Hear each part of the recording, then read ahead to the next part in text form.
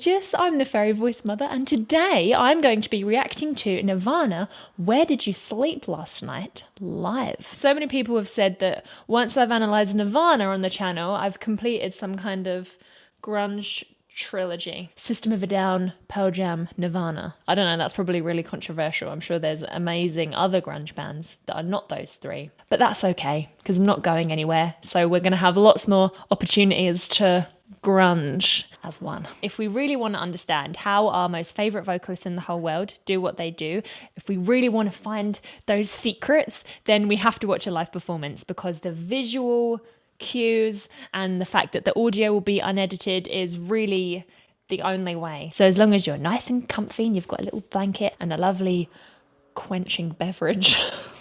Why did I say that? It's time to indulge in some grungy goodness. Fuck you all, this is the last song of the evening. What is it? If I want to tell you to yourself at the beginning of the show, I will, and you're gonna love it. My favorite performer. Our favorite performer, isn't it? All of ours?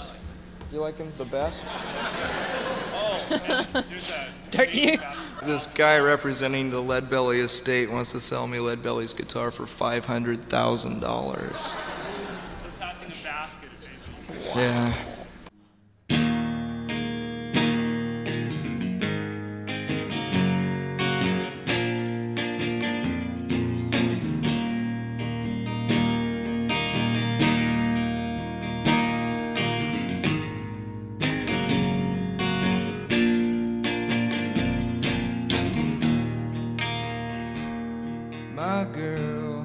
My girl, don't lie to me.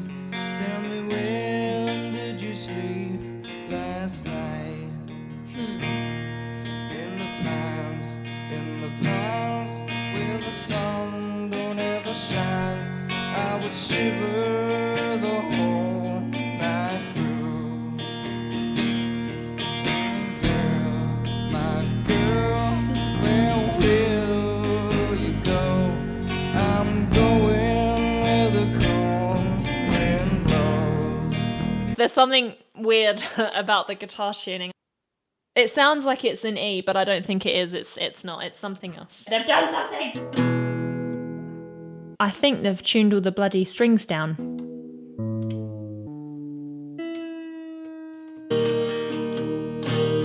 When you tune every string down in the guitar, the strings become longer and they vibrate differently, and that's, I think, why my ears were like, and then that combined with his voice, which is generally on the flatter side of everything, both slightly in pitch and definitely in resonance, by keeping his jaw super rigid. My girl, it's so tense and tight, and usually we would never advise that, but I mean, he's Kurt Cobain and he could do whatever he wanted, because in actual fact, it's a really significant part of why his voice has such a unique sound to it. Tell me, where did you sleep? This rigidness in the jaw is forcing him to do more work on the inside of his mouth. Don't lie to me. And this slight quality that you're hearing is the tongue making a little spoon shape where it's sort of coming down slightly so that he can make more use of the roof of his mouth.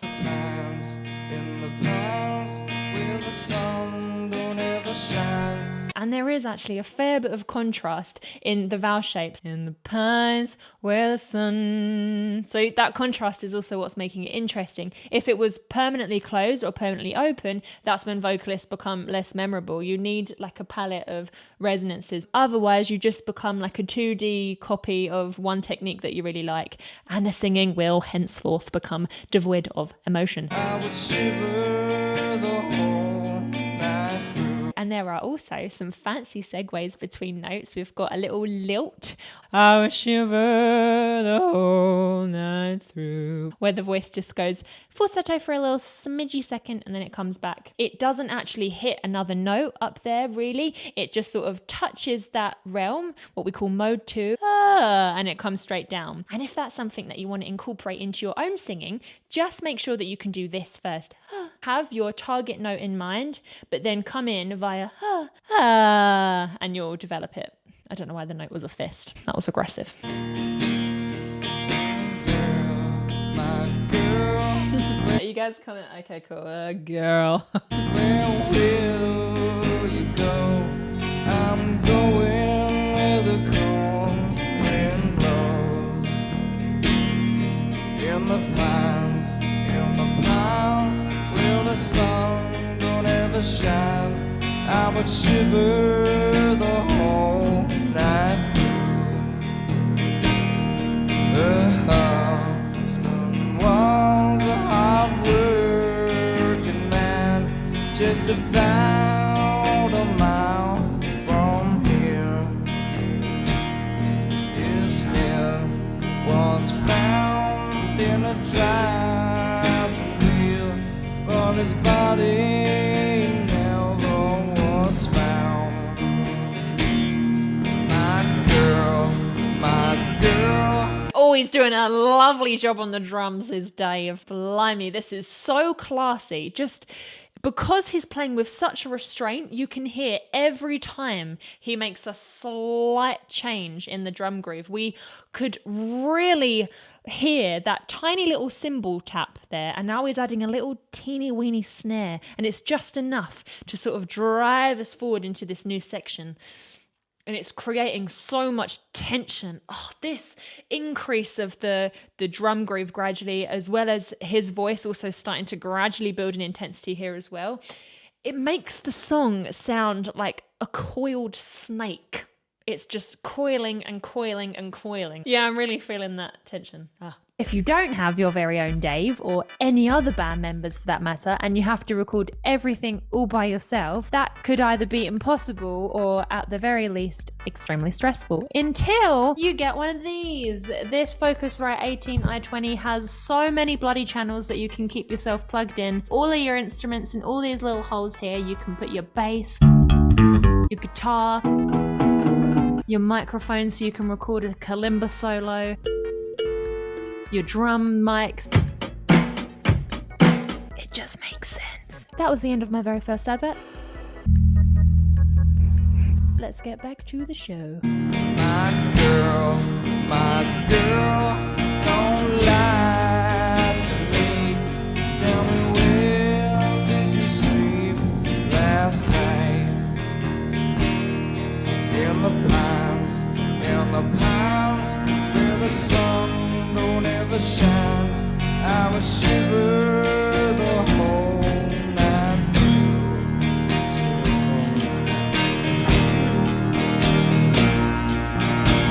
Oh, look at his little tipsies. That's so cute. I love the cello starting to kick off a little bit here now as well. It really makes it very heavy and droney, pulling me under something. Just a subtle increase of exasperation here in the voice. There's moments that his voice now turns into a little bit more of a sigh. Where did you sleep last night? It's this little bit.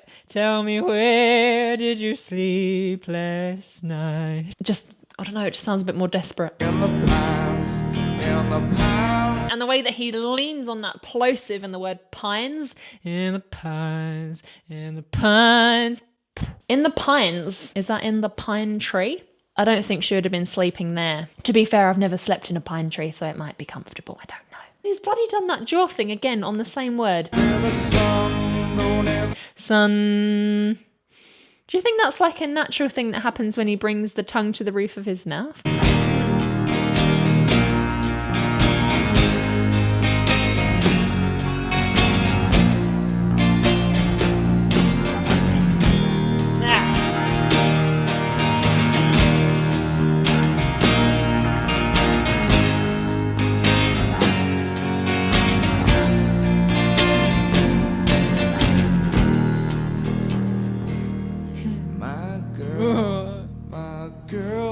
That diminuendo was so drastic. It is so difficult to play rock instruments as quietly as this. That's outstanding. My girl, where will you go? I'm going where the cold wind blows. Oh, wow. In the pines, where the sun don't ever shine, I would shiver the whole night through.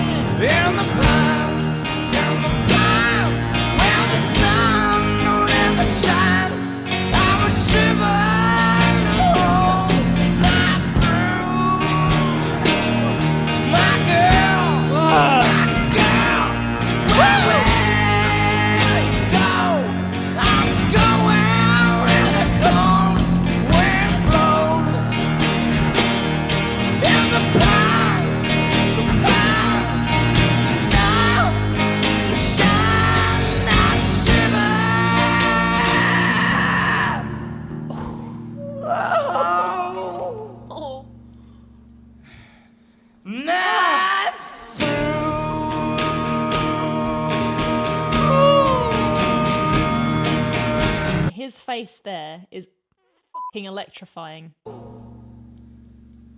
at that. Oh my goodness! There's something quite inexplicable going on in there. Yeah, cracky. Some things don't need to be explained though, do they?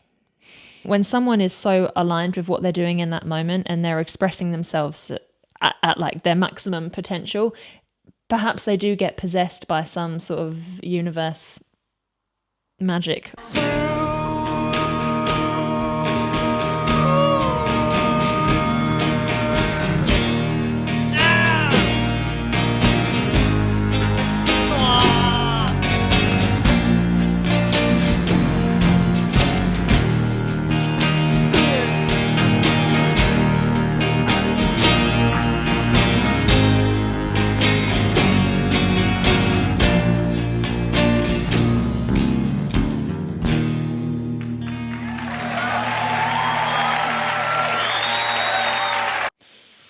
Oh, and it gnarly.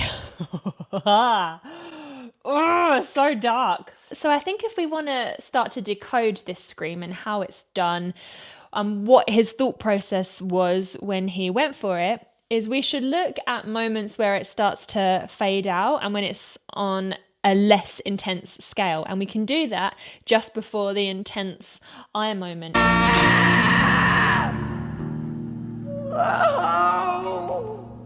Can you hear, before we go back into that creak or fry sound, we do get a little and that is a very telltale sign. It means that in order to get this type of distortion that he does, he's stretching his vocal folds out and making them stiff. And so he's therefore perhaps approaching this distortion from a mode 2 foundation. That's what gives it that screamy edge. So mode 2 is another word for head voice. So this kind of Now we can guess that having as a foundation as opposed to as a foundation is gonna make the sound much more harsh and screechy because the vocal folds are stiffer. But when we come from it's gonna give us something a little bit muddier and dirtier. It has that as a foundation. Now the way that he's doing it here is outstanding because he's constantly going between like a full scream and a belt. So it gives the illusion that it's like a constant pitched, heavy scream. So we can now further assume that the type of distortion that he's doing most of the time especially is rooted in fry. So fry is this sound. And we can turn fry into a creak. And then we can just drive through that creak and keep resonating it in different places until we can get sort of like a positive feedback loop. Luke, who is positive feedback Luke? And it will just begin to get louder and louder. And I know what you're thinking. Well, if it's so easy and it doesn't feel bad and it's just basically then why is it so hard to do? And why, if I've tried to do it before, have I hurt my voice? And that's because of the other layer that is involved oftentimes to achieve this sound. And that is compression. So in this kind of compression, we slam our vocal folds shut and we start to build up pressure underneath them, like you're going to pick up something heavy. And when we lose that compression, we turn into Batman. And it is simply breathy, flappy chaos. So we don't want that ideally. You have my permission to die. So compression does give us control and it does allow us to belt these higher notes and access other distortions alongside them as well. Or not even distortion, but just that kind of nasty edge or grit to it. Tell me, where do you sleep last night? We have another little secret friend that can help us do this kind of distortion safely. Twang! So twang is this wah, wah, wah sound. Wah, wow! You can get all kinds of gnarly sounds and it doesn't feel uncomfortable at all. So, is he doing a little bit of compression and a little bit of twang? I think so. He's also beautifully playing around with the amount of distortion he's using on his voice. It's mostly prominent, you might have noticed, when he goes into the ah vowels. My girl, don't lie to me. Tell me, where did you sleep last night? So the sound becomes more harsh and more distorted when he does an ah vowel. Different vowel shapes require different breath pressures. And so if you're trying to just distort everything while maintaining pitch and going through vowel shapes, it's not going to happen. Now this is just blatantly oozing blues. It's bluesing. So I think it might be fun to do a little comparison to the original so that we can see what they've kept and what they've left out, how they've evolved this composition. It was a composer and artist called Leadbelly.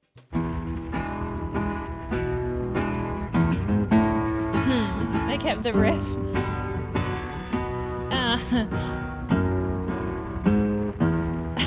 This is really cool. Even though the Nirvana one sounds like super bluesy, this one is like bluesometer maxed out. And it's for a couple of reasons. For example, that first chord in the Nirvana one, it was a little bit more spacey and mysterious. But then in this one, it's got that really prominent 7. And then the little riff's the same, but it came out of a different context, so it just made the whole thing sound more creepy. And in the very last note of the sequence, the Nirvana one is this. And then the original one is... It makes all the difference. Just one tiny move on the fretboard, a tiny, teeny semitone, changes the tonality. It completely puts you in a different place.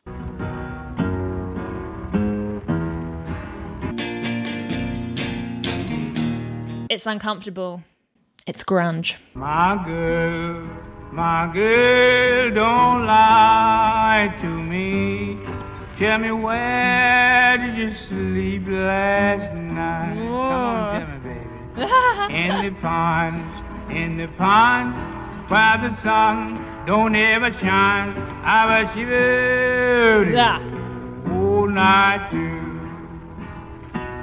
My girl, where will you go?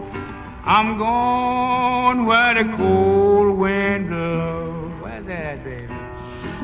You can hear how Kurt Cobain might have been inspired by some of the vocal qualities, like an intense vibrato, but in a trapped space. It's got all of the power and all of those laryngeal movements that he had. But by keeping the jaw slightly clenched like that, it makes that sound less sort of expressive and outwards and more introspective. Frustrated. That's really... I was shivered all night too.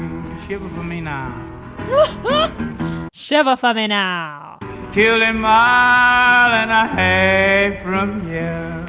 What happened to him? That other inflection. Tell them all that I have from here. That little lilt. Tell me, where did you sleep last night? Come on and tell me something about it. In the pines,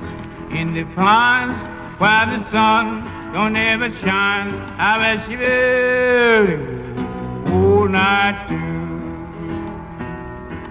They really elevated this composition to a completely new place of bitterness and rage. Elevated, plummeted, however you want to think about it. By changing the octave and screaming that second half, it felt like he amplified the message of the song. And by taking out a little bit of the bluesiness and giving it that more grungy edge and that sparseness in the chords, I felt a much more sincere undertone of the whole thing. And it's funny how non-threatening the Leadbelly version is, I think because of the ad-libs. Tell me, where did you sleep last night? Come on, let's just sit down and have a little biscuit and a chat. My girl. And then obviously another super creepy thing about the Nirvana version, which is what we mentioned earlier about how he tuned his guitar down a half step for the whole thing. The strings are longer, so they're vibrating slower, so everything is just muddy and dirty and grungy. I just want to scream all day. I just love it. There's just nothing quite like it in terms of penetrating someone's emotions than if you scream at them. If you don't want to distort your voice, you shouldn't. But if you want to, you should. That's the way I look at it. And I don't want people to be scared of things. I do think it's important to just watch people like him display his artwork, because that, I think, is his true essence. And everything else is just sad, unfortunate. Anyway, you gorgeous thing. It's time to read out our oracle card for today. The timeout tapir is telling us to chill the fuck out. Oh, I feel personally attacked. Okay. Go put yourself in a timeout this very instance. Why are you stressing out? Go panda perspective on your own ass. Sit, drink, tea, journal, watch comedy, buy cool shit you don't need. Hug yourself. You are the chill pill. It's all inside you. Oh, that's nice. And if you did want to buy cool shit you don't need, I would definitely recommend a Fairy Voice Mother blanket. Or something else. Thank you so much for watching this video today. I hope you've enjoyed it as much as I've enjoyed making it. If there are any singers or artists or bands or vocalists of any kind that you would like to see me analyse right here on the channel, please do let me know down below in the comments, or you can let us know over on Discord, which is accessed via Patreon, all in the description below. If we are in this very moment at a premiere together, then big premiere hug for you. Thank you for coming. And if you're here at any other time, big hug for you too, of course. I love you very much. I hope you have a wonderful day, and I cannot wait to see you again in the next video. Mwah. Bye. I'm just going to whip out the old guitar for a demo, one sec. And I know what you're thinking. You're not the fairy guitar mother. This low, long, uncomfortable dirtiness. Like, what's the deal with... There's something... my ears are going off. The way that he's doing it's even kind of... that makes me cringe.